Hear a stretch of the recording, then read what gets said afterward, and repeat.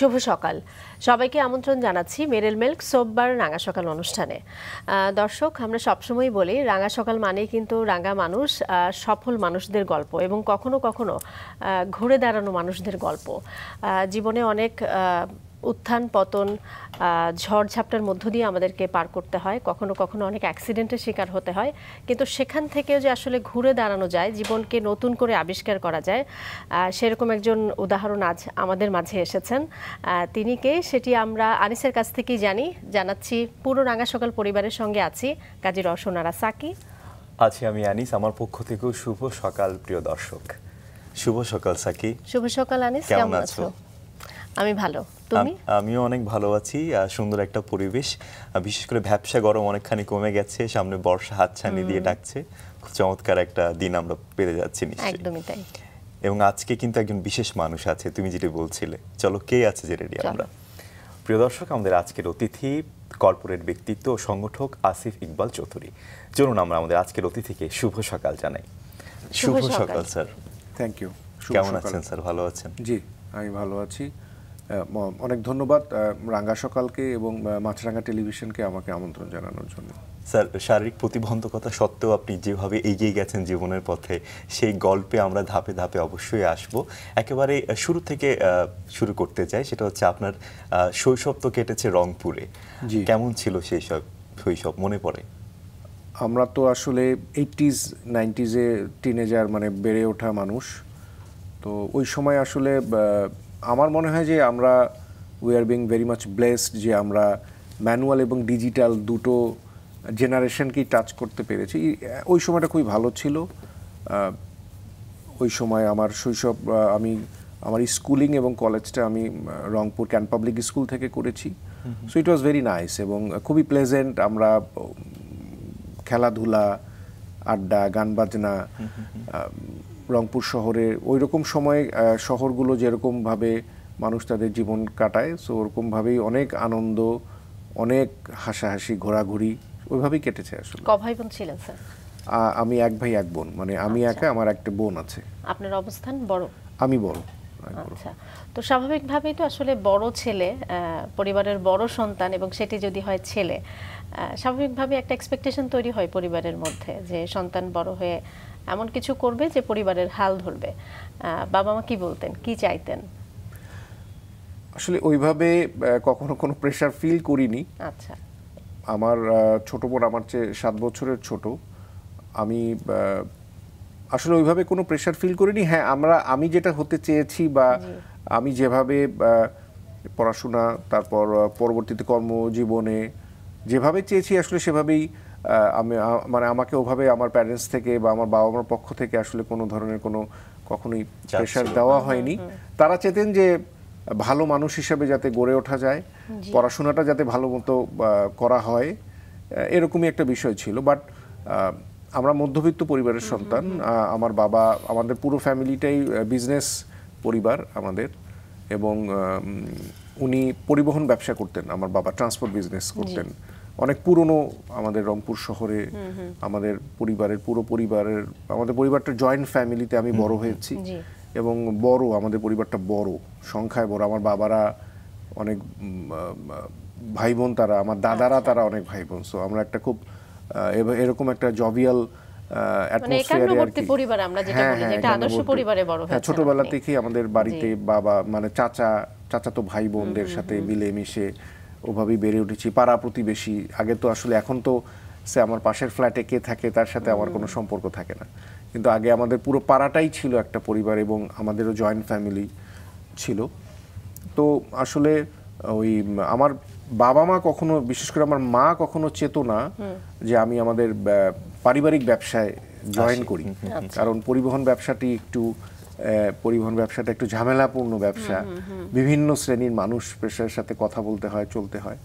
তো ওইটা একটা ইস্যু ছিল যে আমার চাপ ওই জায়গাটাতে একটু ছিল যে আমাকে পারিবারিক ব্যবসায় আমি জয়েন করব না বা করতে দিতে চেত না আমার মা, বিশেষ করে।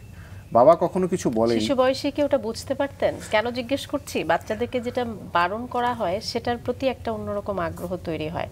মানে আপনার কি কোনো রকম আগ্রহ ছিল কিনা যে বাবা যেহেতু পরিবহনের বিজনেস করছেন, সবসময় এই কথাগুলো বাসায় কন্টিনিউ আলোচনা হচ্ছে মা বাবার কাছ থেকে, বা অনেক সময় যারা আছেন চালক হিসেবে তাদের সঙ্গে হয়তো কথা হচ্ছে বা আপনি দেখছেন, মানে আপনার ভেতর তখন কি তৈরি হতো বা কি খুবই চাইতেন? অনেক মাত্রায় আমি বাসের কন্ট্রাক্টর এবং ড্রাইভার হতে চেতাম। আচ্ছা, মানে আমার ছোট থেকেই আমার লক্ষ্য ছিল যে আমি বাসের ড্রাইভার এবং কন্ট্রাক্টর হব, কারণ কন্ট্রাক্টরদের কাছে অনেক টাকা থাকে, হাতে টাকা নিয়ে তারা বাসে ঘোরাঘুরি করে। তো ওটা ছিল আমার ছোটবেলার ইচ্ছা, যদি আপনি একদম মানে শিশুর বয়সের ইচ্ছার কথা বলেন, যেহেতু আমি এটা দেখে বড় হয়েছি, তো ওইটা ছিল। তো ওই কারণেই হয়তো আমার মা বিশেষ করে উনি কখনোই মানে চাইনি যে আমি এরকম পারিবারিক ব্যবসায় জয়েন করি, তো ওটা করাও হয়নি আমার। আমরা আরো গল্প করব, ছোট্ট করে আগে আপনার সম্পর্কে দর্শকদেরকে জানাবো, তারপর ফিরতে চাই। দর্শক, নাভানা লিমিটেডের AGM corporate sales Toyota Asif Iqbal Chowdhury ভারতের মাদ্রাজ ইউনিভার্সিটি থেকে স্নাতক সম্পন্ন করে 2000 সালে ঢাকায় চাকরি শুরু করেন। 2004 সালে নাভানা গ্রুপে যোগ দেন তিনি। 2014 সালে অস্ট্রেলিয়ার মেলবোর্ন শহরে চাকুরিরত অবস্থায় গাড়ি চালানোর সময় দুর্ঘটনায় পতিত হন আসিফ ইকবাল চৌধুরী। এতে তিনি মেরুদণ্ডে গুরুতর আঘাত পান এবং বুকের নিচ থেকে প্যারালাইজড হয়ে যান। কিন্তু প্রবল মনোবল, ইতিবাচক চিন্তাভাবনা, দৃঢ় বিশ্বাস এবং মানসিক স্থিতিশীলতার বলে আসিফ আবারও হুইলচেয়ারে তার নতুন জীবন শুরু করেন। দেশে ফিরে এসে 2017 সালের শেষে তিনি আবারও নাভানাতে যোগ দেন। 2018 সালে আসিফ বাংলাদেশ সেনাবাহিনীর বিশেষ শিশুদের স্কুল প্রয়াসের সঙ্গে যুক্ত হন, প্রতিষ্ঠা করেন সুবর্ণ নাগরিক ফাউন্ডেশন। 2019 সালে দেশের সফল কর্মক্ষম প্রতিবন্ধী ব্যক্তি হিসেবে জাতীয় পুরস্কার লাভ করেন তিনি।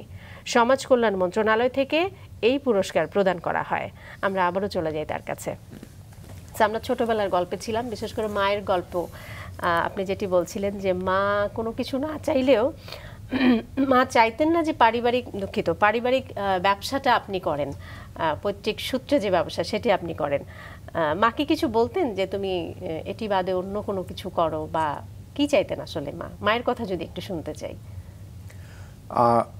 আমরা বা আমি আমাদের পরিবারটি পুরুষতান্ত্রিক পরিবার। আচ্ছা, আমাদের ডিসিশন মেকার আমার বাবা, চাচা বা আমাদের একসাথে যেহেতু জয়েন্ট ফ্যামিলিতে আমরা ছিলাম, সো পুরুষতান্ত্রিক পরিবারে যা হয় যে ম্যাক্সিমাম ডিসিশনগুলো বাবাদের কাছ থেকেই আসে। বাট আমার মায়ের একটি বক্তব্য ছিল যে উনি বেশি দূর পড়াশোনা করতে পারেননি, বাট উনি সবসময় চাইতেন যে ওনার ছেলে এবং মেয়েরা পড়াশোনাটা করুক।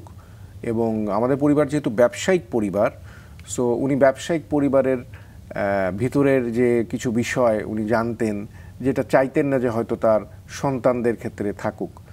সো এই কারণে উনি চাইতেন যে বা আমাকে বারবার বলতেন যে তুমি অবশ্যই পড়াশোনাই করবা, এবং তুমি পড়াশোনা করে তুমি চাকরি করো বা তুমি পরবর্তী জীবনে কি হতে চাও সেটা পরের কথা, কিন্তু ব্যবসায় আসা যাবে না বা পরিবারের ব্যবসাতে আসা যাবে না।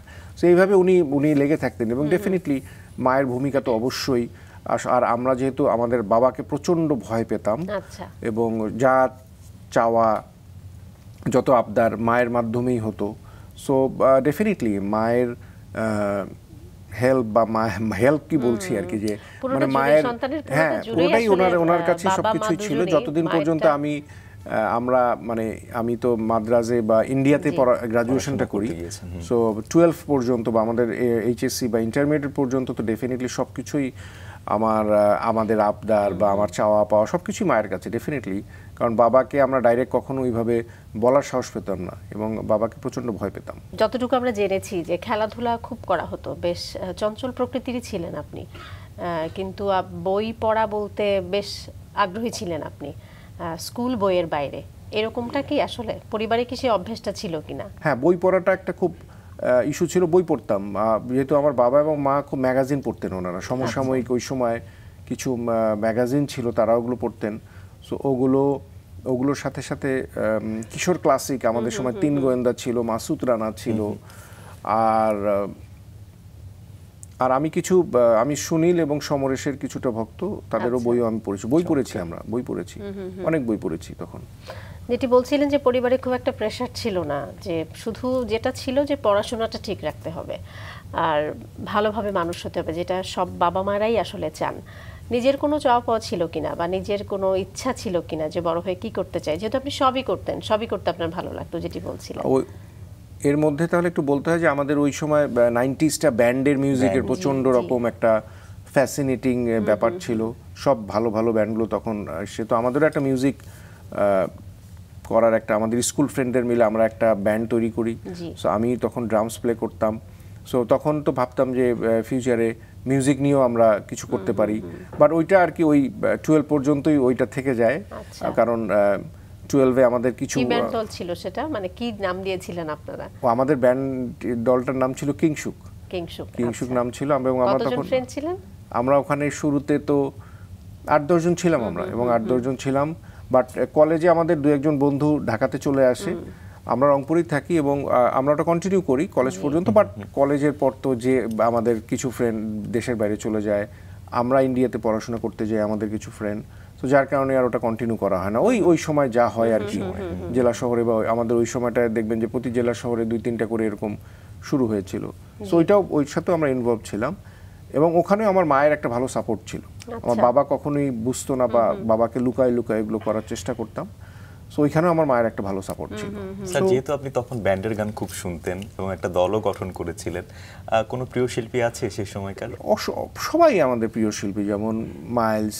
শিল্পী বলতে ডেফিনেটলি কুমার বিশ্বজিৎ, তারপর যারা সেই সময় তপন চৌধুরী, বা যারা রিনাউন্ড আর কি, যাদেরকে আমরা দেখে আর কি বড় হয়েছে, আইকন মানে মেনেছি, যে ব্যান্ডগুলো ছিল ফিডব্যাক, মাইলস, সোলস, পরের দিকে ওয়ারফেস্ট আমরা ওয়ারফেস্ট পর্যন্ত আমরা শুনছি, ভালো শুনেছি। বাট পরের দিকের গানগুলো আসলে বুঝি না, কি গান গায় আমি, মানে কি কথা বলে সেটাই বুঝি না। মানে বাংলা গান আগে ইংরেজি গান বুঝতাম না, লিরিক্স মানে থেমে থেমে বুঝতে হইতো। এখন বাংলা গানের কথা অনেক সময় বুঝি না যে তারা আসলে কি বলে।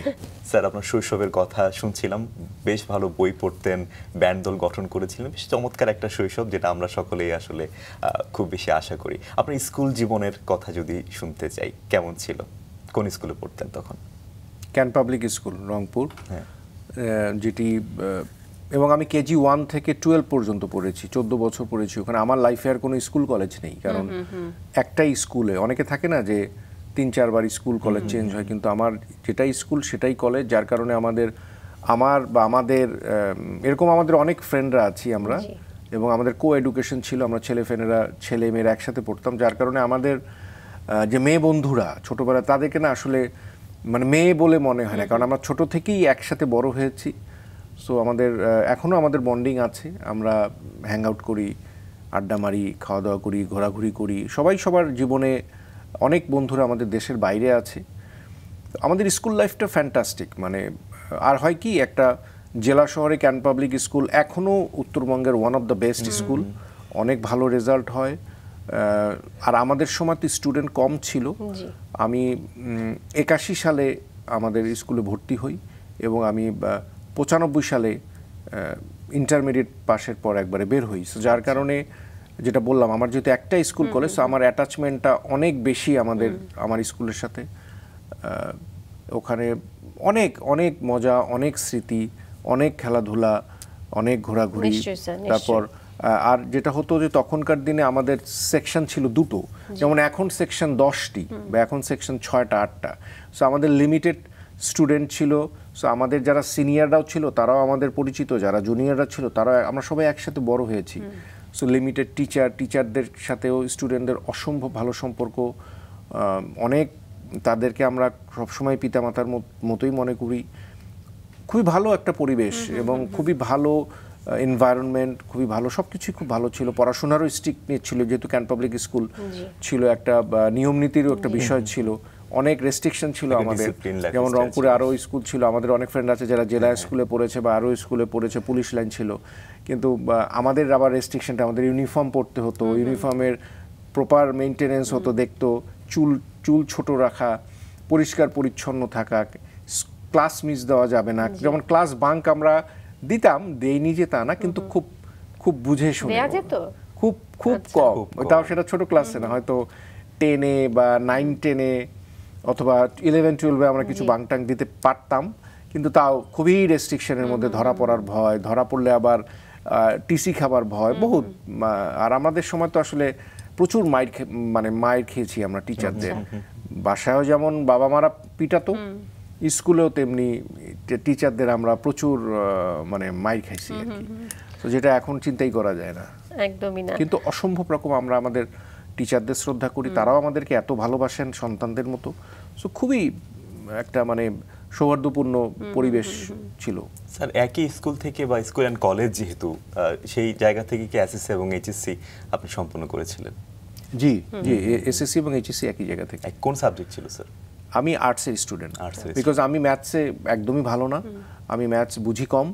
সো এ কারণে আর কি আমি নিজেই চয়েসে, বাসা থেকে কখনোই কোনো প্রেশার ছিল না, আমি নিজেই আর্টসে স্টুডেন্ট ছিলাম। আর্টসে যাওয়ার পর আমি স্টুডেন্ট তখন মানে ম্যাথ বুঝতাম না, কিন্তু স্টুডেন্ট খুব বেশি আমি মানে আর্টসে আমি এনজয় করেছি। আচ্ছা, আমি এনজয় করেছি history, political science. Intermediate complete করার পরে মাদ্রাজে কেন আপনি চলে গেলেন? মানে দ্যাটস অ্যানাদার স্টোরি। মাদ্রাজে যাওয়াটা আসলে কখনোই প্ল্যানে ছিল না, বা ইন্ডিয়াতে যাওয়ার কোনো প্ল্যানে ছিল না। তো যেরকম প্ল্যান থাকে যে বাংলাদেশেই পড়বো, ইউনিভার্সিটিগুলোতে পরীক্ষা দিব, আর তখন তো প্রাইভেট ইউনিভার্সিটি ছিল না, একদমই মানে কিছু হচ্ছে নর্থ সাউথ কেবল হলো, আর একটা দুইটা, তাও একদম প্রথম ব্যাচ সেকেন্ড ব্যাচ আমাদের দিকের সময়কার 95 সালের কথা। সো বাট আমার এক রিলেটিভ ইন্ডিয়াতে পড়তো, মাদ্রাজে পড়তো, ইউনিভার্সিটি অফ মাদ্রাজের পড়তো। তো তারই ইনফ্লুয়েন্সে প্লাস আমরা হঠাৎ সেই সময় কি হলো, আমাদের প্যারেন্টসদেরও আবার একটা খুব ভালো গ্রুপ ছিল, যেহেতু আমরা ছোটবেলা থেকে একসাথে বড় হয়েছি, আমাদের ফ্রেন্ডরা, এবং সবাই সবার পিতামাতাদের চিনতো, এবং একই জায়গায় যেহেতু রংপুরের ডিস্ট্রিক্ট মানে শহরের মধ্যে সবাই থাকতো। সো আমাদের কিছু প্যারেন্টসরা, আমার বাবা মা প্লাস আরও আমার ফ্রেন্ডরা, কিছু ফ্রেন্ডের বাবা মা মিলে তারা ঠিক করলো যে আমাদেরকে তারা ইন্ডিয়া পাঠায় দেবে, এবং একরকম জোর জবরদস্তি করে আমাদেরকে ইন্ডিয়া পাঠায় দেওয়া হলো। এবং ভর্তি হওয়ার সময় আমার বাবা গেল আমার সাথে। বাট কি অ্যাম্বিশন নিয়ে, মানে এই ডিসিশনটা কেন আসলো? কোনো অ্যাম্বিশন ছিল নিশ্চয়ই? ইন্ডিয়াতে মানে বাংলাদেশের চেয়ে ইন্ডিয়াতেই পড়ি। হয়তো আমাদের জন্য যেটা ছিল কি, আমি তখন রংপুর থেকে আমাকে ঢাকায় আসতে হতো। সো রংপুর থেকে ঢাকায় আসাও যা, রংপুর থেকে ইন্ডিয়াতে যাওয়া হতো। সো আমাকে বাসা থেকে ছেড়ে দিতে হচ্ছে। সো ঠিক আছে, তাহলে আর একটু বড় জায়গায় যাই, একটা পার্শ্ববর্তী দেশে যাই। বাট এখন বুঝি যে দ্যাট ওয়াজ এ মানে ফ্যান্টাস্টিক ডিসিশন, এত ভালো ডিসিশন ছিল যেটা আমার কখনই, কারণ আমি যখন মানে মাদ্রাজ যাওয়ার মাঝখানে কলকাতায় আমাদেরকে প্রায় 5-6 দিন থাকতে হতো। সো কলকাতাতে যেও আমি প্রচুর কান্নাকাটি করেছি, আমার মাকে ফোন করতাম, করে কান্নাকাটি করেছি যে আমি যেতে চাই না, পড়তে চাই না। বাট ওই সময় আবার আমরা ওই স্কুল কলেজেরই আমরা 3 বন্ধু একই সাথে একদম কেজি 1 থেকে একদম গ্রাজুয়েশন পর্যন্ত একসাথে পড়ছি, তারাও আমাদের সাথে ছিল। আমরা তারা দুজনেই এখন দেশের বাইরে, একজন ইউকেতে থাকে এবং আরেকজন অস্ট্রেলিয়াতে থাকে। সো আমার ফ্রেন্ডরা একসাথেই গিয়েছিলাম, এবং ইট ওয়াজ এ ফ্যান্টাস্টিক ডিসিশন। আমরা প্রচুর এনজয় করছি আর কি ইন্ডিয়াতে। কোনো ভিশন ছিল না ওই সময়, আসলে কোনো ভিশন ছিল না কি পড়বো, কি হব, কি করবো। আমি বিবিএতে পড়েছি, ব্যাচেলর অফ বিজনেস অ্যাডমিনিস্ট্রেশন, কারণ আমাদের ওই সময়টাতে বিবিএ এবং কম্পিউটার সায়েন্স এই দুইটাই খুবই হাইপ ছিল। সো আমরা 6 জন ফ্রেন্ড একসাথে গেলাম, 3 জন কম্পিউটার সায়েন্সে ভর্তি হলাম, আমরা 3 জন বিবিএতে ভর্তি হলাম। আচ্ছা, স্নাতক শেষ করে ফিরলেন বাংলাদেশে? স্নাতক শেষ করে ফিরলাম বাংলাদেশে। কি ডিসিশন নিয়ে আসলেন, বা তখন পরিবারের প্রতিক্রিয়া কি ছিল যে তোমাকে এখন কি করতে হবে? আসলে আমি যেটা আমাদের ওই যে মানে পারিবারিক ব্যবসায় জয়েন করা যাবে না, যা করতে হবে অন্য কিছু, এটা ছাড়া। সো অন্য কিছু ছাড়া মানে কি, আমাকে চাকরি করতে হবে। আর আমাদের সময়, আমাদের এখনকার দিনের অনেকেরই দেখি যে এই স্টার্ট আপ বিজনেস, এটা কিছু একটা শুরু করব, চাকরি করব না, শুরু থেকেই নিজের পায়ে দাঁড়াবো, ওটাতে তখনও ছিল না তা না, কিন্তু আমাদের মধ্যে একটা বিষয় ঢুকে গিয়েছিল যে আমাদেরকে প্রথমে চাকরি করতে হবে, চাকরি করে আমাকে একদম প্র্যাকটিক্যাল নলেজটা নিতে হবে, কর্পোরেট লাইফ বুঝতে হবে। আর আমাদের সময় আমি যেটা এখন বুঝি, যেহেতু আমি এখন কর্পোরেট লাইনে কাজ করি, আমি অনেক আমার এক্সিডেন্টের আগ পর্যন্ত আমি অনেক টিম চালাইছি, আমি কর্পোরেটে আমার টিমে আমার জুনিয়ররা ছিল। বাট এখনকার দিনের আমি জেনারেশনগুলো দেখি, তাদের চিন্তা ভাবনা আর আমাদের চিন্তা ভাবনার মধ্যে গালফ অফ ডিফারেন্স ছিল। আমরা কখনো বেতন নিয়ে চিন্তা করতাম না, আমরা কখনো কি হবে ডেজিগনেশন এগুলো নিয়ে আমাকে চিন্তা করতে হতো, আমাকে একটা চাকরিতে ঢুকতে হবে, আমাকে কাজ শিখতে হবে। সো ওইটাই ছিল যে ইন্ডিয়া থেকে ফিরে আসার পর আমি 2000 সালে ঢাকায় আসি। সো 2000 সালে এসেই আমরা ওই চাকরি বাকরির জন্যই আর কি শুরু করি, আর কি সার্চ করা শুরু করি। না, কোনো প্রেশার ছিল না, এটা হতে পারে এই জন্য যে আপনার পরিবার থেকে কোনো প্রেশার নাই, পরিবার তো একভাবে চলছে, ফ্যামিলি বিজনেস। হ্যাঁ, মানে এটা একটা কারণ হতে পারে। ওইটা ছিল না যে আমাকে আর্ন করে আমাকে আবার ব্যাক করতে হবে, কন্ট্রিবিউট করতে হবে, সেই প্রেশার ছিল না, সেই প্রেশার ছিল না। বরঞ্চ আমি চাকরিরত অবস্থায় বেশ অনেক দিন সময় আমি আমার বাবার কাছ থেকে সাপোর্ট নিয়েছি, যে আমাকে কিছু কিছু নিয়েছি, বাট ওরকম আমি হয়তো ওইরকম ভাবে কখনো তেমন ভাবে কন্ট্রিবিউট করিনি সেই সময়, ওই চাপও ছিল না। একদম একদম। আর পরিবার থেকে আসলে যে সাপোর্টটা ছিল, এটা আসলে আমাদের অনেকের ক্ষেত্রে আকাঙ্ক্ষিত, কারণ দেখা যায় কি ওই সাপোর্টটা পেলে আমরা ক্যারিয়ারের জায়গায় অনেক ভালো করে আসলে পৌঁছতে পারি, নিজের মনের মতো একটা জব অথবা নিজের মনের মতো একটা ক্যারিয়ার গড়ার বিষয়ে খুব সাহায্য করে। হ্যাঁ, ওই সেই সাপোর্টটা আমার ছিল। আমি সেদিক থেকে আমি হয়তো আমাকে সৌভাগ্যবান মনে করব যে আমারই এরকম অনেক ফ্রেন্ড আছে, আমি দেখেছি যে তাদের হয়তো ওই সাপোর্টটাও ছিল না, অনেক কষ্ট করতে হয়েছে। না, আমাকে ওই কষ্টটা সেভাবে করতে হয়নি, ওইটা আমার করতে হয়নি। ঢাকাতে যখন এসেছি, এখানে আমার ফুপুর বাসায় ছিলাম, আমার ফুপু অনেক সাপোর্টিভ ছিল, আমরা সবাই ঢাকায় আসলে তখন ওইখানেই থাকতাম। সো ওখানে থেকে আমি চাকরি খুঁজেছি, চাকরি করেছি, তারপর আমি ইন্ডিপেন্ডেন্ট হয়ে যাই। স্যার, শুরুতে সম্ভবত দু এক জায়গায় আপনি জব করেছিলেন, আমি নাভানাতে জয়েন করি 2004 সালে। এর আগে, তার আগে আমি আরো 3টা কোম্পানিতে ছিলাম। আমি শুরুতেই মাত্র 5,000 টাকায় একটি অ্যাডভার্টাইজিং ফার্মে জয়েন করি, যেটা আউটডোর অ্যাডভার্টাইজিং। তখন আমি বিলবোর্ড সেল করতাম, ওইটা আমি পেপারে একদিন বিজ্ঞাপন দেখলাম, একটা পেপারে, এবং শ্যামলীতে ছিল অফিসটা। It's an walking interview, it was an walking interview. তো ওখানে আমরা অনেক প্রায় 80-90 জন ইন্টারভিউ দিল, তো আমরা 10 জনের মধ্যে আমি সিলেক্ট হলাম এবং আমি চাকরি শুরু করলাম।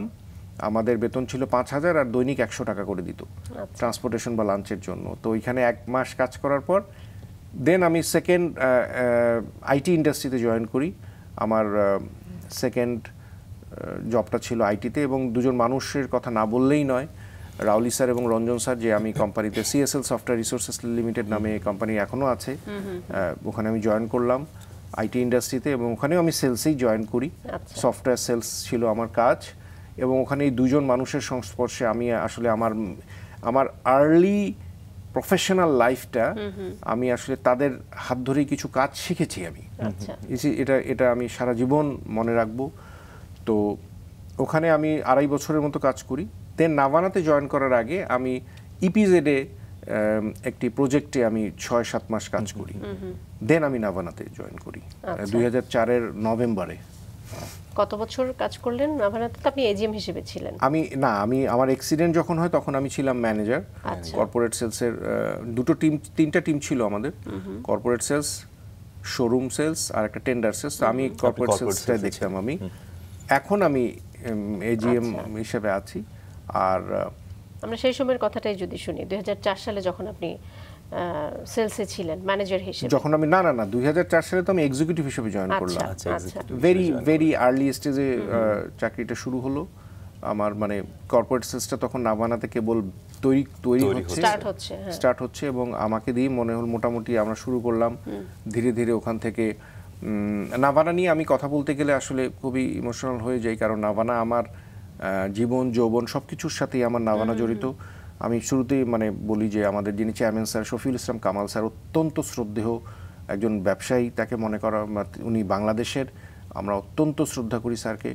এবং স্যারের যিনি বড় ছেলে সাইফুল ইসলাম সুমন, উনি আমাদের বেসিক্যালি ওনার হাত ধরেই আমার এই নাভানাতে এতদিন থেকে আমরা আছি স্যারের নেতৃত্বে। উনি আমাদের বস বা উনি আমাদের টিম লিডার যাই বলেন, এখনও আছেন উনি। এবং আমি যে কাজ করেছি নাভানায় ওই সময় এনভায়রনমেন্ট বা আমাকে এটা কাজ মনে হয় নাই, কারণ আমি যেহেতু পরিবহন ব্যবসায় আমার বাবার ব্যবসা, প্লাস আমিও গাড়িটা আমার একটা প্যাশন ছিল, এবং আমিও নাভানা টয়োটার সাথে সম্পৃক্ত হওয়াটা আসলে আমার জন্য একটা খুবই, আমি নিজেকে সৌভাগ্যবান মনে করি। এবং আমার কাছে কখনোই কোনো প্রেশার মনে হয়নি এই কারণেই, কারণ এই কাজটাকে আমি কখনো কাজ মনে হয়নি। এটা আমার একটা ভালোবাসা ছিল। এবং আমি নিজেও একজন সেলসম্যান, শুরু থেকেই বিজনেস ডেভেলপমেন্টে কাজ করছি, এবং সেলসটা একটা প্যাশন ছিল। এবং এত ভালো এনভায়রনমেন্ট আমাদের ছিল বা এখনো আছে, আমরা অফিসকে কখনো আসলে অফিস মনে করি নাই। এটা আমাদের আমার বিয়ে শাদী, আমার বাচ্চা কাচ্চা হওয়া, আমার বেড়ে ওঠা, আমার কোম্পানির বেড়ে ওঠা, সবকিছু একসাথে। আমরা কোম্পানিকে ওন করি, আমি তো কোম্পানিকে ওন করতাম যে এটা আমার কোম্পানি।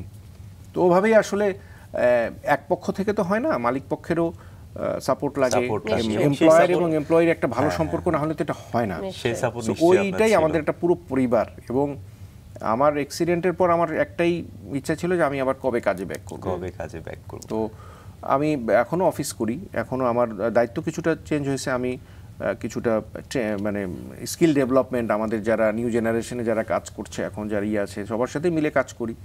এবং আমার যেহেতু আমি কর্পোরেট সেলসে কাজ করেছি, সো আমি বাংলাদেশে এমন কোনো কোম্পানি নেই বা এমন কোনো ভিআইপি সিআইপি নেই যাদের সাথে আমার কানেকশনস হয়নি গাড়ি বিক্রি করার থ্রুতে। স্যার, আমরা কর্মজীবন নিয়ে শুনছিলাম, আপনার শুরুর কর্মজীবন আপনি বলছিলেন যে নাভানার সঙ্গে একরকম আপনার বেড়ে ওঠা, আপনার পরিণত হওয়া, একই সঙ্গে সেই কোম্পানির পরিণত হওয়া, সবকিছুই আপনি দেখেছেন এবং এখন পর্যন্ত আছেন। আমরা একটু শুনতে চাই যে বেশ কিছু বছর, বেশ কিছু বলা যাবে না, প্রায় 10 বছর মনে হয় আপনি একটানা কাজ করলেন। ব্রেকের আগের কথা যদি বলি, তারপর আপনি মেলবোর্ন চলে যান। না, মেলবোর্ন চলে যাই না, আমি অফিসিয়াল পারপাজেই আমরা তো নাভানা হচ্ছে বাংলাদেশে টয়োটা গাড়ির একমাত্র ডিস্ট্রিবিউটর। ব্র্যান্ড নিউ গাড়িগুলো আমরা করি, যদিও টয়োটা গাড়ি রিকন্ডিশন হিসেবে বাংলাদেশে আসে, বাট ব্র্যান্ড নিউর জন্য নাভানা হচ্ছে একমাত্র ডিস্ট্রিবিউটর ফ্রম 1964। তো আমাদের একটা কালচার আছে হচ্ছে, যখন কোনো ব্র্যান্ড নিউ গাড়ি বাংলাদেশে আসে তার আগে আমরা সেটাকে টেস্ট ড্রাইভ করি, কিছু সময় করি, সব সময় না, কিছু সময় করি। সো আমার ওই ইস্যুটা ছিল যে আমি মেলবোর্নে, আমি এবং সাথে আমার একজন সিনিয়র কলিগ, আমরা দুজন গাড়িটি টেস্ট ড্রাইভ করতে গিয়েছিলাম মেলবোর্নে আর কি। তো তখনই আমার অ্যাক্সিডেন্টটা হয়। আচ্ছা, সো আমি বেসিক্যালি আসলে আমার লাইফকে এখন দুটো ভাগে ভাগ করি, বিফোর অ্যাক্সিডেন্ট এবং আফটার অ্যাক্সিডেন্ট। সো আফটার অ্যাক্সিডেন্টও আমার প্রায় 10 বছর হয়ে যাচ্ছে, 10 বছর, এটা 2024 আমার অ্যাক্সিডেন্ট হয় 2014 সালে। So that was my official trip, আমার অফিসিয়াল ভিজিট ছিল। আচ্ছা, তার মানে অফিসিয়াল কাজে গিয়ে আপনি দুর্ঘটনার শিকার হলেন। জি। আপনার পুরো চিকিৎসার ভার কি সেই কোম্পানি নিয়ে নিল? জি, এটা সম্বন্ধে অবশ্যই বলতেই হয় যে আমার অ্যাক্সিডেন্টটা আসলে এটা একটা খুব সিভিয়ার অ্যাক্সিডেন্ট ছিল। আমি মেলবোর্ন শহর থেকে একটু সাইডে ওশেন ড্রাইভ রোডে জিলং নামে একটা জায়গা আছে, it's an outside the main city, সেখানে আমার অ্যাক্সিডেন্টটা হয়। তখন আমাকে হেলিকপ্টারে করে রেস্কিউ করে নিয়ে আসা হয় মেলবোর্ন শহরের আলফার্ড হসপিটালে, এবং ওখানেই আমার মেইন অপারেশনগুলো হয়। আমার প্রথমে একটা অপারেশন হয় এবং 15 দিন পর আরেকটা অপারেশন হয়। আমার গলায় এবং আমার গলাতে এখনো প্লেট লাগানো আছে, মানে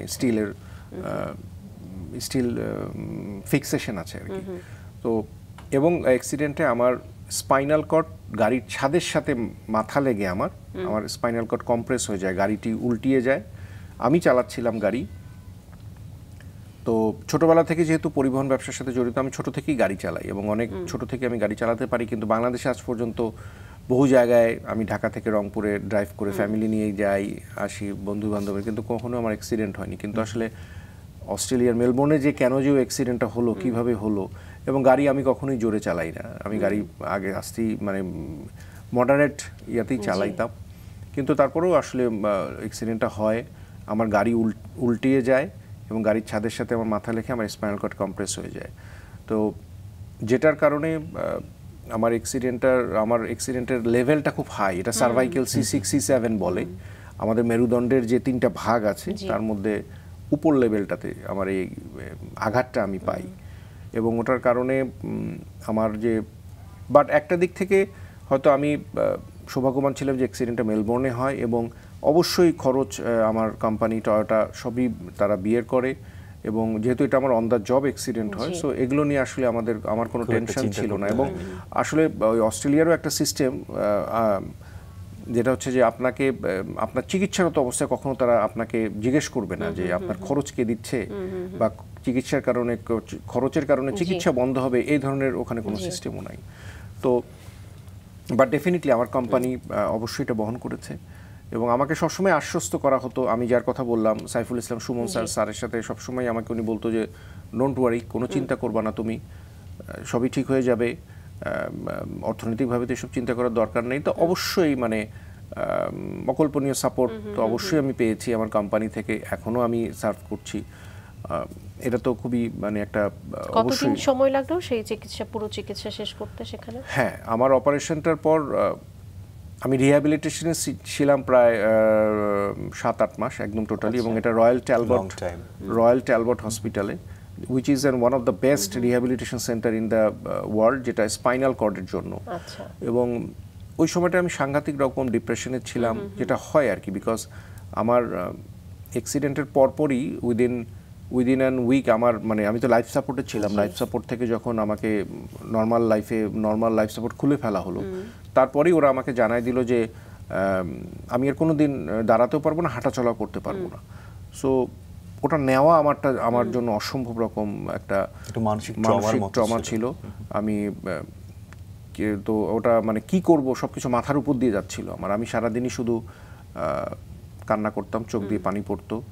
দেন তারপর কিছুদিনের মধ্যে তারা আমাকে জানালো যে আমার বাউল ব্লাডারও কন্ট্রোলে নাই, মানে আমার পায়খানা প্রস্রাবও কোনোদিন কন্ট্রোলে থাকবে না এবং সারা জীবনেই এটা ফিরবে না। তো এই জিনিসগুলো একটার পর একটা নেওয়া আসলে আমি নিতে পারতেছিলাম না, বিকজ আমি মানে হোয়াট নেক্সট, এটার পরে আমি কি করব আমি কিছুই বুঝতে পারছিলাম না। কারণ আমি তো অন দ্য জবই ছিলাম, আমি অস্ট্রেলিয়াতে আমার একটা ভিজিটে আসছি, তারপর আমি আবার ফিরে যাব, কাজে যাব, অনেক কাজ আমার পেন্ডিং আছে, আমার অনেক কাজ করতে হবে। আমার বাচ্চা ছোট, তখন আমার ছেলের বয়স 6 বছর, আমার ওয়াইফ দেশে। সো আমার অ্যাক্সিডেন্টের 5 দিন পরে আমার ওয়াইফ চলে আসে অস্ট্রেলিয়াতে। আমার ওয়াইফ একজন চিকিৎসক, এবং ডেফিনেটলি সে তো তখন থেকেই এখন পর্যন্ত আমার সাথেই আছে, এবং সে পুরাপুরি আমার সাথে থেকে আমার হসপিটাল থেকে যেমন আমার টেক কেয়ার হতো, এবং পার্সোনালি সে আমার টেক কেয়ারটা ওই সময় করেছে। এবং আমার আসলে ওই সময় ট্রমা থেকে বেরোয়া বা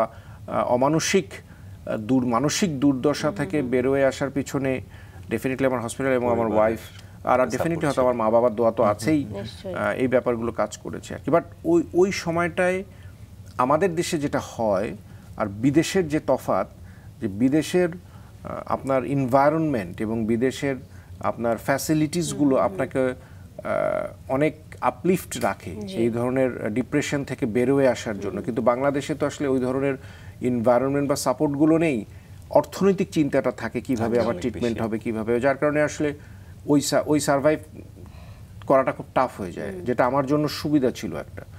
এবং আমি ওই সময়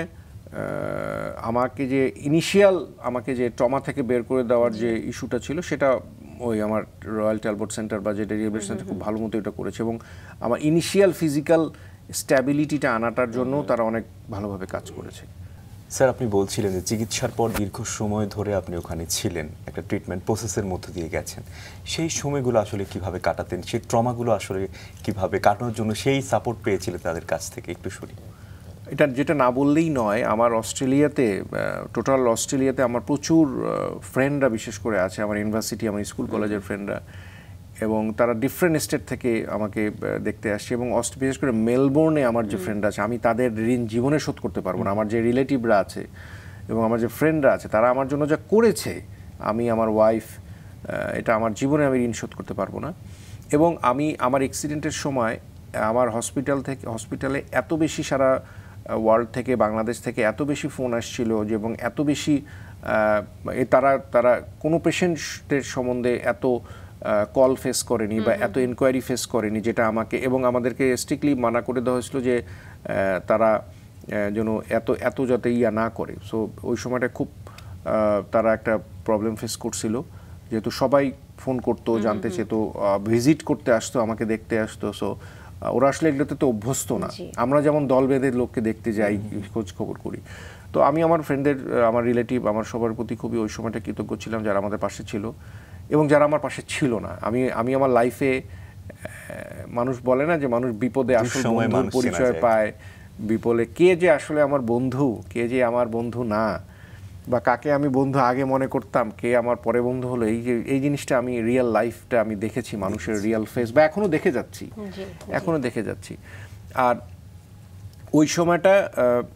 ওই সময় আমি আসলে অস্ট্রেলিয়া থেকে বাংলাদেশে ব্যাক করি খুব অল্প সময়ের জন্য। আমি অস্ট্রেলিয়া থেকে ব্যাংককে যাই, ব্যাংকক হসপিটালে আমি একটা লং টাইম রিহ্যাবিলিটেশন করি। দেন আমি বাংলাদেশে ব্যাক করি, দেন বাংলাদেশের থেকে আমি ইন্ডিয়াতে চলে যাই, বিকজ আমার ওয়াইফ যেহেতু ডক্টর ছিলেন, সো উনি জানতেন যে আমার এই স্পাইনাল কর্ডের আসলে ওয়ার্ল্ডে তেমন কোনো রিকভারি ট্রিটমেন্ট নাই। এটা মেনটেন করে চলতে হয়। সো তখন আমাকে উনি একটা অল্টারনেটিভ ট্রিটমেন্ট, যেটা কেরালা কোচিনে ছিল, ওখানে আমরা যেয়ে থাকি 9 মাস। আমি একটা অল্টারনেটিভ ট্রিটমেন্ট করি যেটাকে ন্যাচারাল ট্রিটমেন্ট বলে, এবং ওইটাতে থাকি যেখানে আমার অনেক ওজন কমে যায়, প্রায় 30-32 কেজি আমার ওজন কমে। বাট তেমন কোনো মানে আমার ইমপ্রুভমেন্ট, মানে আমার বডি পার্টসে তেমন কোনো ইমপ্রুভমেন্ট আসে না।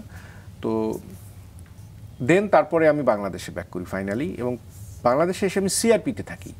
বাংলাদেশে সাভারে যে সিআরপি আছে, centre for rehabilitation of paralysis, sister ভ্যালোরি Taylor, যেটা বাংলাদেশের একমাত্র এই প্যারালাইসিস বা পক্ষাঘাতগ্রস্ত চিকিৎসা কেন্দ্র।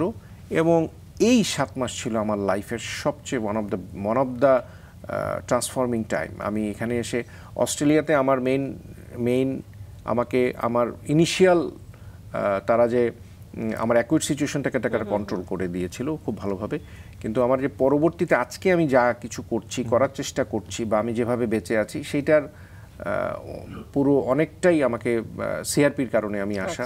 সিআরপির যে সাপোর্ট, সিআরপিতে আমার যে থেরাপি, সিস্টারের কাছাকাছি হওয়া, সিস্টারের মোটিভেশন পাওয়া, এবং সিআরপিতে যে থেরাপিস্টরা, 2-1 থেরাপিস্টের কথা না বললেই নয়, শোয়েব, ফরহাদ, এই ছেলেগুলো আমাকে যেভাবে সাপোর্ট করেছে, আমার যারা ওটি ছিল, পলাশ, জুবায়ের, অসম্ভব রকম তারা খুব ভালো কাজ করে। এবং আমি আরেকটা জিনিস বলতে চাই, আমাদের যারা প্যারালাইজ পেশেন্ট বাংলাদেশে আছে, বা আমার মতো স্পাইনাল কর্ড ইনজুর্ড এবং স্ট্রোক,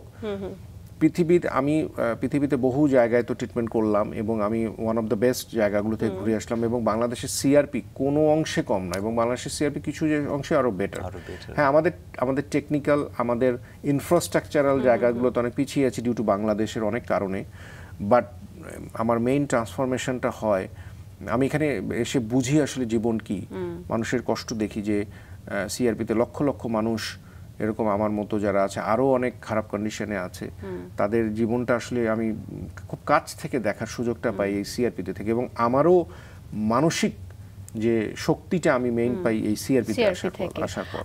স্যার, যেমনটা আপনি বলছিলেন যে চিকিৎসার প্রয়োজনে অনেকটা সময় আপনাকে ব্যয় করতে হয়েছে স্বাভাবিক যে জীবনের ছন্দে ফিরে আসবার জন্য, সেই সময়টার পরে কি আপনি আবার নাভানাতে যুক্ত হলেন? জি, আমার যখন রিহ্যাবিলিটেশনটা হয় অস্ট্রেলিয়াতে, তখন আমাদেরকে অনেক হুইলচেয়ার পার্সনরা মোটিভেশন কাউন্সেলিং করে। সো ওই সময়টাতেই আসলে শেষের দিকে, প্রথম দিকে না, কারণ তখন তো আমি সাংঘাতিক রকম ডিপ্রেশনে ছিলাম, যখন শেষের দিকে আমি অস্ট্রেলিয়া থেকে ব্যাক করার আগে কিছুটা মানসিক কিছুটা আমার স্ট্যাবল হচ্ছিলাম, আমার ওয়াইফ তখন আমার সাথেই ছিল। তো তখন আমি একটা নিজের মনের ভিতর থেকে একটা আসলে চ্যালেঞ্জ নেই, কারণ একটা টার্গেট সামনে না থাকলে, আমি সারা জীবন টার্গেট নিয়ে কাজ করছি, আমি সেলসের মানুষ। সো আমাকে আমাদের যখন গাড়ি বিক্রি করতাম বা যে কোনো জায়গায় থাকতাম, আমাকে মাসে টার্গেট থাকতো, 6 মাসে টার্গেট থাকতো। সো তখনই আমি একটা নিজের মনে ভিতরে, এবং আমি তখন কিছু এরকম সার্ভাইভার যাদের অ্যাক্সিডেন্ট হয়েছিল, যারা ঘুরে দাঁড়াচ্ছিল, এই গল্পগুলো অবশ্য তাদের কাছে শুনে। যেমন আরেকজন মানুষের কথা আমি বলি, যেমন অস্ট্রেলিয়াতে আমার কাউন্সিলর একজন ছিল, যিনি অস্ট্রেলিয়ান লাস্ট রিও অলিম্পিকে রাগবি টিমের ক্যাপ্টেন ছিল, নাজিম এরডাম। উনি আমাদের রিহ্যাবিলিটেশন সেন্টারে আসতেন, আমাদের সাথে বন্ধুত্বপূর্ণ। He is a Muslim, Turkish but অস্ট্রেলিয়াতে সেটেল। তার অ্যাক্সিডেন্টটা ছোটবেলা থেকে অস্ট্রেলিয়াতে সেটেল, তার অ্যাক্সিডেন্ট অস্ট্রেলিয়াতে হয়, এবং পরবর্তীতে উনি he was a international figure. Nazim Erdem নাম, আপনি গুগলে সার্চ করলেই পাবেন। উনি হচ্ছেন অস্ট্রেলিয়ান হুইলচেয়ার রাগবি টিমের captain, last gold medalist Rio অলিম্পিকে। তো ওদের কাছ থেকে আমার মোটিভেশনগুলো পাওয়া, যে একটা টার্গেট ফিক্স করে আগালে অনেক রকম ভালোভাবে ইমপ্রুভমেন্ট পাওয়া যায়। তো তখনই আমি একটা সেট করলাম যে আমি 2 থেকে 3 বছরের মধ্যে আমি আবার ব্যাক করব কাজে। তো ওইটা আমি সেট করার পর আমার এই রিকভারির স্টেজগুলো থেকে আসাটা একটু সুযোগ হয়। আর দুজনের নাম আমি অবশ্যই মেনশন করতে চাই, যে 2জন female wheelchair person in the globally যারা খুবই ফেমাস। একজন হচ্ছেন ইন্ডিয়ান প্যারা অলিম্পিয়ান দীপা মালিক, এবং পাকিস্তানের মুনিবা মাজারি। এই 2জন মহিলা অসম্ভব রকম লাইফস্টাইল আমাকে ইন্সপায়ার্ড করে, যে তারা যদি ফিরতে পারে আমিও পারবো। তো এই ব্যাপারগুলো থেকেই আমি পরবর্তীতে আবার এসে নাভানাতে জয়েন করার একটা টার্গেট নিয়ে আমি আগাতে থাকি। এবং আমি আমাদের যে সুমন স্যার ছিলেন, সাইফুল সুমন, যার কথা বললাম, ওনাকে আমি টাইম টু টাইম জানাই যে স্যার আমি এরকম আর আসতেছি, আমি ব্যাক করবো। তো ডেফিনেটলি উনিও সবসময় আমাকে সাপোর্ট করেন যে ইয়েস উই আর রেডি, তুমি তাড়াতাড়ি আসো। সো ওই ব্যাপারগুলো ডেফিনেটলি আমাকে অনেক ইন্সপায়ার করে। আমরা যদি একটু আপনার সুবর্ণ নাগরিক ফাউন্ডেশনের কথা বলি, সেটা কি নাভানাতে জয়েন করার পরে এরকম একটা চিন্তা ভাবনা করলেন যে আমি এরকম একটা ফাউন্ডেশন করতে চাই প্রতিবন্ধীদের জন্য? একটু যদি শুনি সেই ফাউন্ডেশন নিয়ে। জি, সিআরপি থেকে যখন আমি একদম ফাইনালি আমার বাসায় ব্যাক করলাম ঢাকায় এবং নাভানাতে জয়েন করলাম, তারপর থেকেই ওই সিআরপিতে থাকাকালীন আমার আসলে আমার লাইফে আমি দুটো ভাগে ভাগ করি, একটা হচ্ছে বিফোর অ্যাক্সিডেন্ট, একটা আফটার অ্যাক্সিডেন্ট। এবং আফটার অ্যাক্সিডেন্ট আমার পারসেপশনটা এখন হচ্ছে যে আমরা যে মানুষ হিসাবে বেঁচে থাকি এর আসলে সার্থকতাটা কি। প্রতিদিন মানুষ মারা যায় লক্ষ লক্ষ, এবং জীব অনেক প্রাণীও তো মারা যায়, কুকুর, বিড়াল। তো একটা মানুষ যদি তার মৃত্যুর পরে কিছু রেখে যেতে না পারে, কোনো ইম্প্যাক্ট অন্য মানুষের জীবনে, তাহলে তো এই অন্যান্য জীব আর এই মানুষের মারা যাওয়ার বা চলে যাওয়ার পিছনে তো কোনো পার্থক্য থাকে না। সো তখন থেকে আমার মনে হলো, এবং আমি যে সিআরপিতে থাকাকালীন আমি বাংলাদেশের এই প্রতিবন্ধী মানুষদের, শারীরিক প্রতিবন্ধী বিশেষ করে, আমরা প্রতিবন্ধী তো দু ধরনের, একটা হচ্ছে মানসিক প্রতিবন্ধী, একটা শারীরিক প্রতিবন্ধী, এর মধ্যে অনেক ভাগ আছে। আমি যখন এই ব্যাপারগুলো বুঝতে শিখলাম, তো আমি তখন রিয়েলাইজ করতে শিখলাম যে আমার জায়গা থেকে আমি তো আমার অ্যাক্সিডেন্টের আগে আমি একটা লাইফ লিড করেছি। সো এখন অ্যাক্সিডেন্টের পরে এটাকে আমি আমার এক্সটেনশন অফ মাই লাইফ বলি, যে 90 মিনিটের খেলা শেষ হয়ে গেছে আমার অ্যাক্সিডেন্টের আগে। আমার অ্যাক্সিডেন্ট হয় 37 বছর বয়সে, এখন নাও আই এম 47। সো 37 বছরে আমি এক ধরনের লাইফ লিড করছি, আমার জীবন, আমার পরিবার, আমার ফ্যামিলি, আমার বাচ্চা কাচ্চা, আমার ওয়াইফ। আর আফটার মাই অ্যাক্সিডেন্ট আমাকে আমার অলমাইটি গড যে সময়টা দিল, এখন এটাকে আমি আমার এক্সটেনশন লাইফ মনে করি।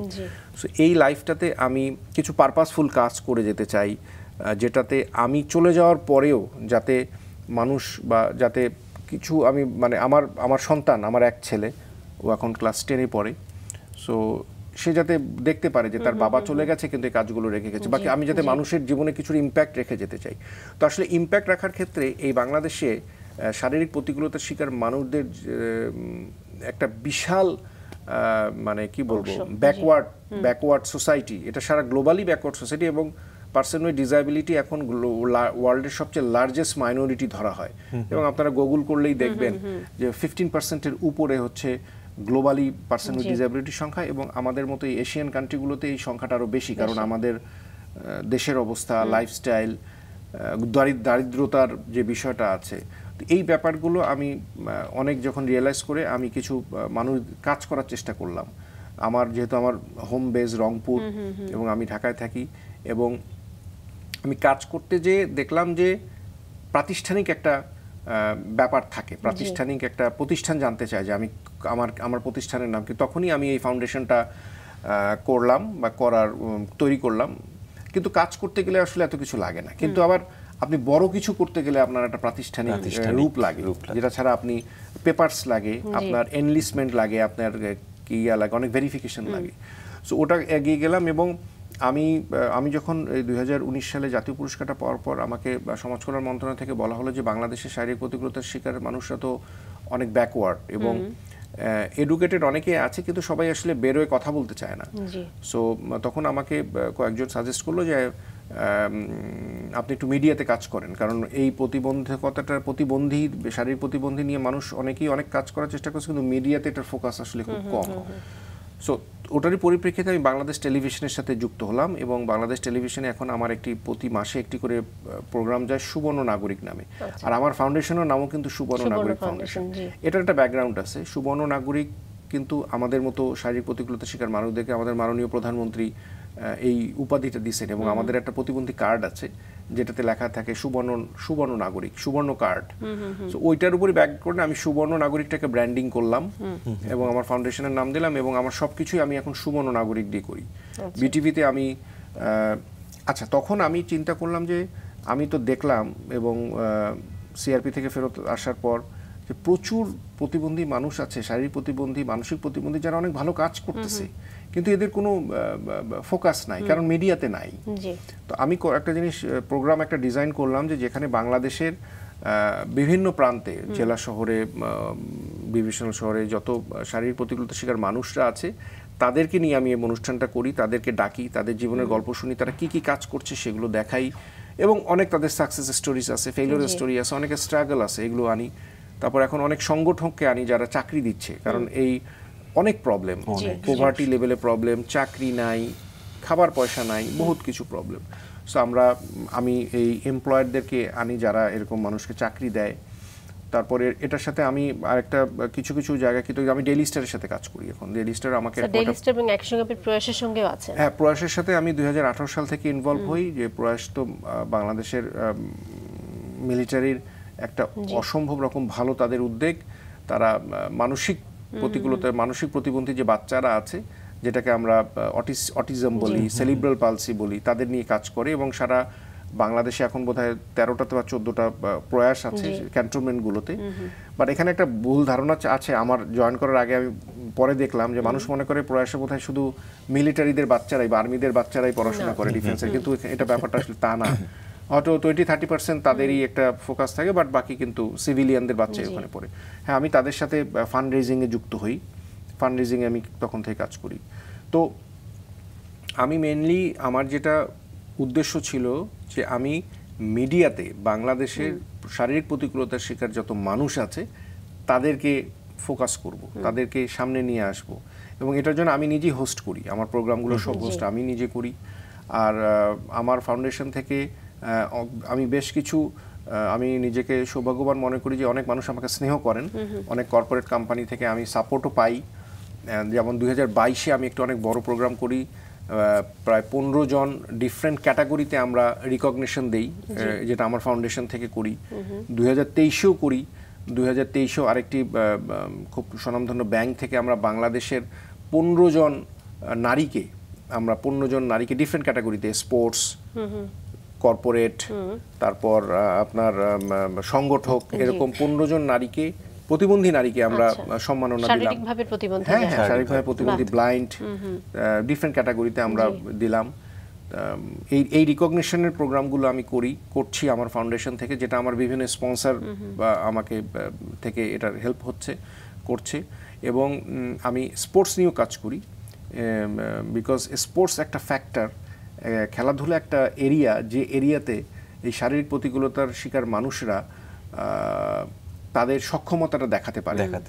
এবং আমরা অনেকেই জানি না যে বাংলাদেশ স্পেশাল অলিম্পিকে বাংলাদেশের যে কত বড় সাকসেস আছে, এবং যেটা আমরা জানি না, এই মিডিয়াতে এই ব্যাপারগুলো ঠিক মতো করা হয় না। স্যার, আসলে জীবনে ঘুরে দাঁড়ানোর গল্প আমরা শুনি বা বলি, ঘুরে দাঁড়িয়ে আসলে মানুষ হয়তো নিজের জন্য করে বা সমাজের ক্ষেত্রেও কিছু কিছু কন্ট্রিবিউশন আছে, কিন্তু আপনি সব সেক্টরই আসলে ট্রাই করছেন। মানসিক প্রতিবন্ধী, শারীরিক প্রতিবন্ধী যারা আছেন, আপনার ফাউন্ডেশনের মাধ্যমে বা মিডিয়ার মাধ্যমে প্রতিনিয়তই আসলে আপনি কাজ করে যাচ্ছেন। এটি সত্যি আসলে সাধুবাদ পাবার মতো একটি বিষয়। অনেক অনেক শুভকামনা স্যার আপনার জন্য। আমাদের শেষ করতে হবে, তার আগে আপনি যদি আপনার যারা রয়েছেন, আপনার সংগঠনের যারা রয়েছেন, সংগঠনের বাইরে যারা রয়েছেন শারীরিক বা মানসিক প্রতিবন্ধী, তাদেরকে নিয়ে যদি কিছু বলতে চান, একই সঙ্গে আপনার পরিবারকে নিয়ে যদি কিছু বলবার থাকে। সো আমি আবারও ধন্যবাদ জানাই মাছরাঙ্গা টেলিভিশনকে এবং রাঙ্গা সকাল অনুষ্ঠানকে, আপনাদেরকেও অনেক ধন্যবাদ জানাই। আপনারা প্রতিনিয়ত এরকম মানুষদেরকে ডাকছেন, কথা বলছেন। তো আমি আসলে যেটা বলতে চাই সেটা হচ্ছে যে বাংলাদেশের এই শারীরিক প্রতিকূলতার শিকার মানুষরা অনেক বেশি অবহেলিত, এবং আমাদের যে রাষ্ট্রীয় কাঠামোটা আছে, সরকার কিন্তু চেষ্টা করছে তার জায়গা থেকে। আগে যে বিষয়গুলো ছিল না, প্রতিবন্ধী ভাতা দেওয়া, প্রতিবন্ধী মানুষদেরকে নিয়ে এগিয়ে আসার জন্য চেষ্টা চলছে, কিন্তু প্রান্তিক লেভেল পর্যন্ত সরকারের এই সদিচ্ছা বা আমাদের যেই বলেন আমাদের মাননীয় প্রধানমন্ত্রী, উনি তো অনেক সংবেদনশীল বা উনি কিন্তু অনেক সেন্সিটিভ এই মানুষদের প্রতি, শারীরিক প্রতিবন্ধী বলেন আর মানসিক প্রতিবন্ধী বলেন। আমরা জানি যে উনি অনেক চেষ্টা করছেন, অনেক করেন, কিন্তু এই প্রান্তিক লেভেল পর্যন্ত এই সুবিধাগুলো যায় না। তো এখানে আমার যেটা বক্তব্য, যে আমাদের যেমন আমার অ্যাক্সিডেন্টের আগে আমি কিন্তু শারীরিক প্রতিকূলতা সম্বন্ধে কিছুই জানতাম না, এবং এদেরকে নিয়ে কাজ করার কথা কোনোদিন চিন্তাই করিনি, এবং এটা আপনিও করবেন না, কারণ আপনি এর মধ্যে নেই। তো আমি এটা বলতে চাই যে আমাদের প্রান্তিক লেভেল বলতে আমাদের এডুকেশনের মধ্যে এই বিষয়টাকে ঢুকানো হোক। যেমন আমি ছোটবেলায় শিখেছি কিভাবে বড়কে শ্রদ্ধা করতে হয়, ছোটকে স্নেহ করতে হয়, কারণ আমরা ছোটবেলা থেকেই নৈতিকতা, এই জ্ঞান, এই বিবেক, এই বিবেচনাগুলো আমাদের ছোটবেলা থেকেই গ্রো হয়, আমাদেরকে শেখানো হয় পরিবার থেকে, স্কুল থেকে, আমরা সমাজ থেকে শিখি, যেটা আমাদের এই প্রতিবন্ধিতা বা শারীরিক মানসিক প্রতিবন্ধী মানুষদের সাথে কিভাবে ব্যবহার করতে হবে, তাদের সাথে সমাজ কিভাবে থাকতে হবে, এগুলো শেখানো হয় না। তো আমি আসলে জোর চেষ্টা করছি আমার মাধ্যমে, আমার সংগঠনের মাধ্যমে, আমরা যার সাথে কাজ করছি, যারা সবাই চেষ্টা করছে তাদের জায়গা থেকে, কিন্তু আমার কাছে মনে হয় এই গোড়ায় জায়গাটায় হাত দেওয়া দরকার। এডুকেশন সিস্টেমের মধ্যে এই শারীরিক প্রতিবন্ধিতার বিষয়গুলো ঢুকানো দরকার, তাদের প্রতি কীরকম আচরণ করতে হবে, কীরকম ব্যবহার করতে হবে, এই বিষয়গুলো ঢুকাতে হয়। তাহলে এটা আমার মনে হয় যে আমরা দেখেন আমাদের স্বাধীনতার 1971 প্রায় 23-24 বছর হয়ে যাচ্ছে, সরি 53-54 বছর হয়ে যাচ্ছে, কিন্তু আসলে এই জায়গাটাতে আমরা কতটুকু উন্নতি লাভ করেছি। আমাদের অ্যাক্সেসিবিলিটির প্রচণ্ড রকম প্রবলেম। একটা হুইল চেয়ার পার্সন আপনি চিন্তা করতে পারেন ঢাকায় কখনো বেরোতে পারবে, বা একটা হুইল চেয়ার পার্সন বাসা থেকে বেরোতে পারে না। আমাদের একটা অ্যাক্সেসিবল গাড়ি নাই। ঢাকা শহরে কি সরকার পারে না একটা অ্যাক্সেসিবল গাড়ি দিতে, যেটাতে কিছু প্রতিবন্ধী মানুষ চলাফেরা করবে? তো প্রচুর রকম প্রবলেম। এডুকেটেড অনেক পাবলিক আছে শারীরিক প্রতিকূলতার শিকার, যারা চাকরি পাচ্ছে না বা যাদের ঠিকমতো আসারই সামর্থ্য নাই, কারণ আমাদের পোভার্টি তো একটা বড় ফ্যাক্টর। তো আমরা আমাদের জায়গা থেকে চেষ্টা করে যাচ্ছি, বাট আমি ওই আবার একটি কথা বলবো যে গোড়ায় আসলে নামতে হবে। তাহলে আমি যদি এখন শুরু করি, আমি 20 বছর পরে পরবর্তী যে প্রজন্মগুলো বড় হবে ওরা তখন শিখবে যে একটা প্রতিবন্ধী মানুষের সাথে কিভাবে ব্যবহার করতে হয়। ওরা যখন চাকরিতে যাবে, ওরা যখন পলিসি মেকিংয়ে যাবে, ওরা যখন ডিসিশন মেকিংয়ে যাবে, তখন আমরা দেশটা চেঞ্জ হবে। তো আমাদের সবাইকে মিলেই চেঞ্জটা আনতে হবে। আর আমি আমার পরিবার বলতে আমার ওয়াইফ, আমার বাচ্চা, আমার বাবা ইন্তেকাল করেছেন, আমার মা আছে, আমার বোন আছে, সবার প্রতি আমি কৃতজ্ঞ। বিশেষ করে আমার ওয়াইফের প্রতি আমি অনেক কৃতজ্ঞ। উনি একজন চিকিৎসক, উনি আমার সাথে আছেন, আমার সাথে থেকে আমাকে সবসময় মানসিকভাবে আমাকে শক্তি যোগান। তো আমি সবার প্রতি কৃতজ্ঞ। এবং পরিশেষে আমি আবারও মাছরাঙ্গা টিভির যারা পিছনে কাজ করছেন, কলাকুশলীর কাজ করছেন এবং এত সুন্দর অনুষ্ঠান আপনারা পরিচালনা করছেন, আপনাদের সবাইকে ধন্যবাদ জানাই।